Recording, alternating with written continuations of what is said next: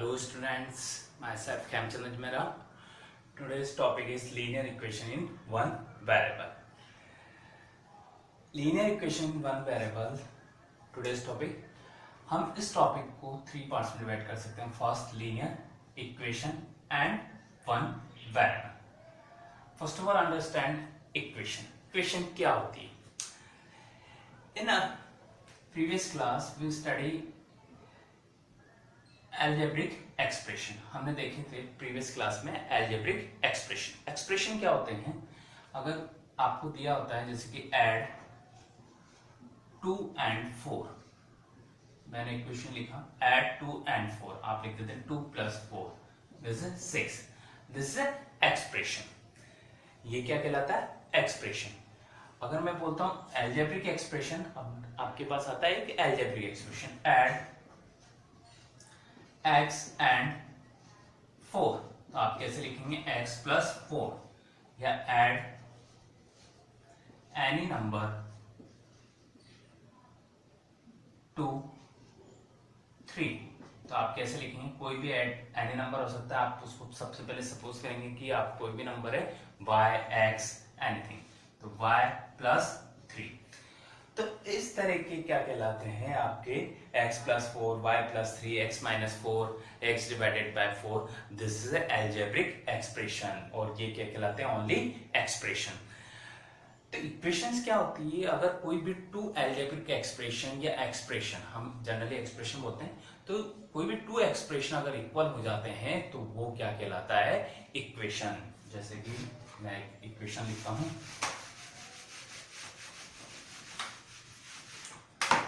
मैंने लिखा x + 2 = 3. This is first expression equals to second expression. दो एक्सप्रेशन क्या हो गए? इक्वल हो गए. तो इक्वेशन के लिए मस्ट है कि = का साइन होना ही चाहिए. अगर = का साइन अगर यूज नहीं आ रहा है तो वो इक्वेशन नहीं होती है. तो first condition is must for = sign is use. आप = का साइन जरूर यूज करेंगे. अगर = का साइन यूज नहीं किए हैं तो आप क्या करेंगे? वो इक्वेशन नहीं है. तो फर्स्ट एक्सप्रेशन = सेकेंड एक्सप्रेशन. जो एक्सप्रेशन लेफ्ट साइड पे आता है उसको बोला जाता है LHS साइड. जो एक्सप्रेशन राइट साइड पे आता है उसको बोला जाता है RHS side. Another example is x + 2 = x + 4. This is another expression. So x + 2 is a LHS side, this is a LHS side, and x + 4 is a RHS side. So x + 2 is a LHS side and x + 4 is a RHS side. So if the two expression are equal, this is called equation. तो पहला point हमने समझा क्या equation है. Equation means होता है जिसमें एक एक्सप्रेशन दूसरे एक्सप्रेशन के अगर इक्वल हो जाता है तो वो क्या कहलाता है? इक्वेशन. अब one variable, equation in one variable. Variable क्या होते हैं पहले ये समझे. वेरिएबल होते हैं जो जिसकी वैल्यू फिक्स नहीं होती है.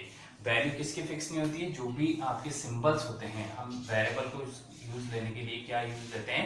सिंबल्स. सिंबल क्या होते हैं? जो अल्फाबेट्स होते हैं उन्हें क्या बोला जाता है? वेरिएबल. यहाँ वेरिएबल क्या है? x. वेरिएबल की वैल्यू किसी भी इक्वेशन में फिक्स नहीं होती है या किसी भी एक्सप्रेशन में फिक्स नहीं होती है. तो उसके लिए हम यूज करते हैं वेरिएबल. और वेरिएबल को रिप्रेजेंट करने के लिए लेते हैं अल्फाबेट्स. तो हमने x को रिप्रेजेंट किया है वेरिएबल. तो यहाँ वेरिएबल क्या है? x. तो किसी इक्वेशन में ओनली वन वेरिएबल यूज आ रहा है तो वो क्या कहलाती है? Equation in one variable. जैसे कि first x + 2 = 3. How many variable? Only x. 2 is a constant, 3 is a constant. Constant क्या होती है? जिनकी फिक्स्ड वैल्यू होती है वो कहलाते हैं कांस्टेंट. 2 and 3 constant. तो इस इक्वेशन में कितने वेरिएबल यूज आ रहे हैं? Only x. सेकंड इक्वेशन में कितने वेरिएबल आ रहे हैं? x and x. This is equation in one variable. ये भी इक्वेशन है वन वेरिएबल. ओनली अगर आप LHS में एक ऐसे काउंट करेंगे 1 and 2, ये सेम वेरिएबल है इसलिए एक वन टाइम ही काउंट होगा. पर आपने अगर इसी क्वेश्चन को ऐसे लिखा x + 3 = y - 3. How many variable? x and y. This is equation in 2 variable. ये इक्वेशन है किसमें? 2 वेरिएबल में. तो इस तरह की इक्वेशंस अलाउ नहीं आप 10th क्लास में रीड करेंगे. तो only equation in one variable. Variable is x.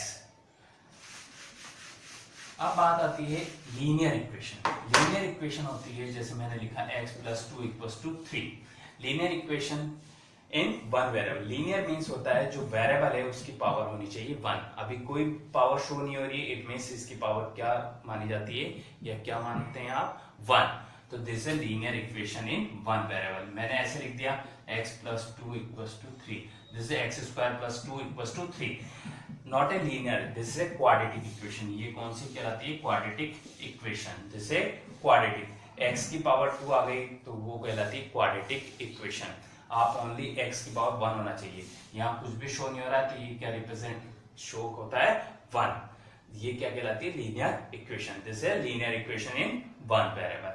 तो हम हमेशा जो भी वेरिएबल यूज आ रहा है हम लिख सकते हैं उसकी पावर क्या होनी चाहिए, 1। जैसे another example y + 3 = y/4। This is linear equation in one variable, क्योंकि वेरिएबल क्या यूज आ रहा है, ये है y variable, only one variable. इसकी पावर कुछ भी शो नहीं हो रही, इट मींस वो क्या है, 1 को क्या बोला जाता है, लीनियर। जब भी पावर 1 होती है तो वो क्या कहलाता है, लीनियर। तो this is linear equation in one variable. I hope you understand what do you mean by linear equation in one variable। linear equation in one variable किसे कहते हैं आप समझ चुके होंगे। अब हम एक्सरसाइज के कुछ क्वेश्चन लेते हैं। Start exercise 2.1। First question,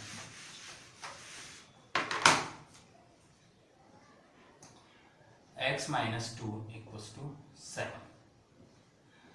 first of all this is linear equation one variable. क्यों है ये लीनियर इक्वेशन वन वेरिएबल, पहले तो इक्वेशन क्यों है, क्योंकि इसमें = का साइन आ रहा है। किसी जगह अगर = का साइन नहीं आता, अगर इसी को ऐसे लिख देते लेस देन = तो ये इक्वेशन आपकी इनइक्वालिटीज कहलाती है। क्या कहलाती है, इनइक्वालिटीज। इसको आप रीड करते हैं 11th मैथमेटिक्स में, 11th क्लास की मैथमेटिक्स में आप रीड करते हैं इनइक्वालिटीज। जबकि आपके सामने क्या आना चाहिए, ओनली इक्वेशन। इक्वेशन के लिए मस्ट है कि = का साइन होना ही चाहिए। किसी भी जगह अगर = का साइन या = का साइन नहीं है तो आप वो इक्वेशन ही नहीं है। फर्स्ट इक्वेशन को सॉल्व करने के लिए मेथड होता है कि आप वेरिएबल करेंगे LHS साइड या RHS साइड और कांस्टेंट करेंगे अदर साइड। वेरिएबल क्या होते हैं, जितने भी अल्फाबेट्स होते हैं वो वेरिएबल कहलाते हैं, जो नंबर्स होते हैं वो क्या कहलाते हैं, कांस्टेंट। अभी तो how many variable, only one variable x। Constant क्या है, 2 and 7। तो इनको अदर साइड कीजिए। हमने वेरिएबल लेफ्ट साइड में लिख दिए तो कांस्टेंट राइट साइड। तो स्टेप क्या है, 2 को ट्रांसपोज करेंगे। तो transposing 2 in RHS side, transposing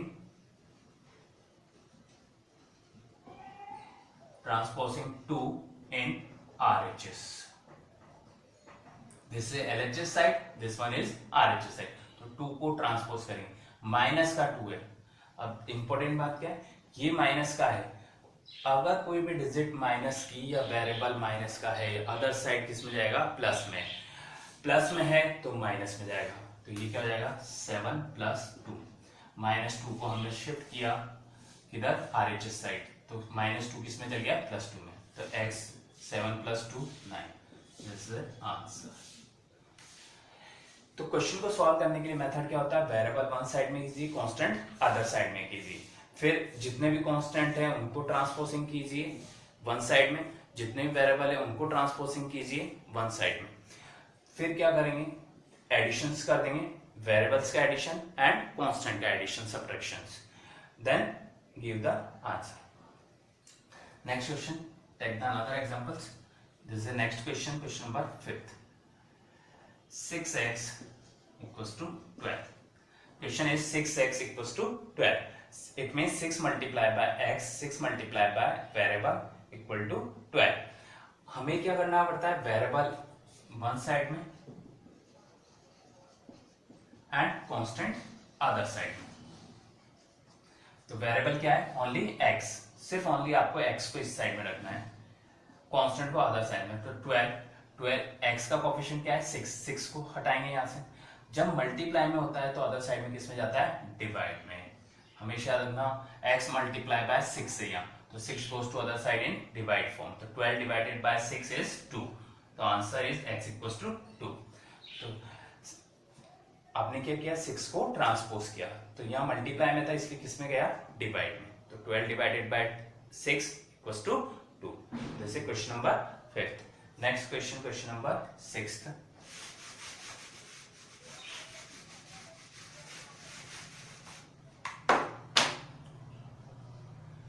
Question is t upon 5 equals to 10. t divided by 5 equals to 10. Variable किससे डिवाइड हो रहा है, 5 से, इक्वल्स टू 10। वही method, variable equals to constant. Variable क्या है, t को इधर रखिए, कांस्टेंट्स को इधर कीजिए, 10। t डिवाइडेड बाय 5 डिवाइड में है तो अदर साइड किस में जाता है, मल्टीप्लाई में। मल्टीप्लाई और डिवाइड एक दूसरे के अपोजिट हैं, ऐसे एडिशन और सब्ट्रैक्शन एक दूसरे के अपोजिट है। अगर एडिशन होगा तो सब्ट्रैक्शन में जाएगा, सब्ट्रैक्ट होगा तो एडिशन में जाएगा। मल्टीप्लाई है तो डिवाइड में जाएगा, डिवाइड है तो मल्टीप्लिकेशन में जाएगा। तो 5 is multiply by 5 is divided, t is divided by 5, तो 5 goes to other side in multiplication. तो इट मींस 5 का आपने क्या कर दिया, ट्रांसपोज कर दिया आरएचएस साइड। तो t इक्वल्स टू क्या हो जाएगा, 10 multiply by 5 equals to 50. This is answer. Answer number 6. I hope you understand how to solve equation. Next question. Question number 9.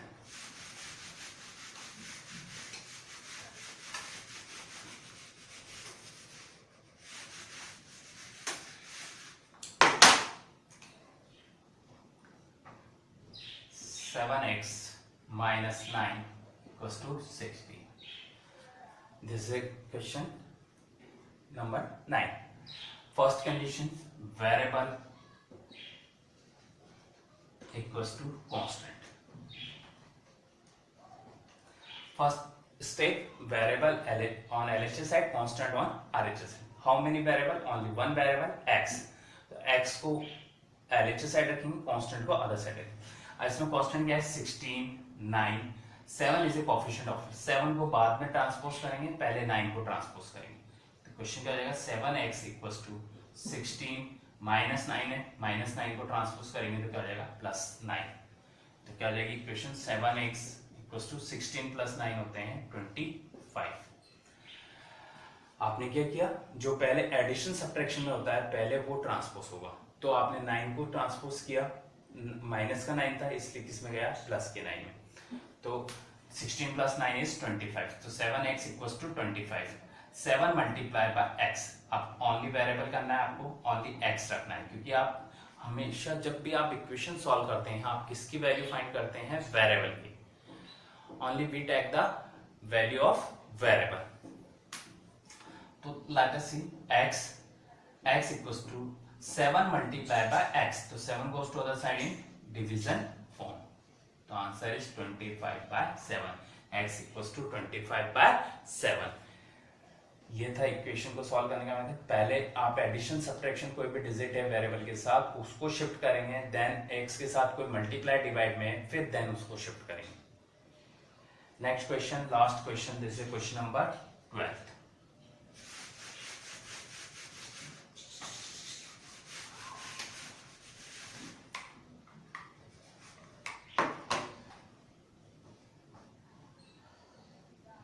x divided by 3 plus 1 equals to 7 upon 15.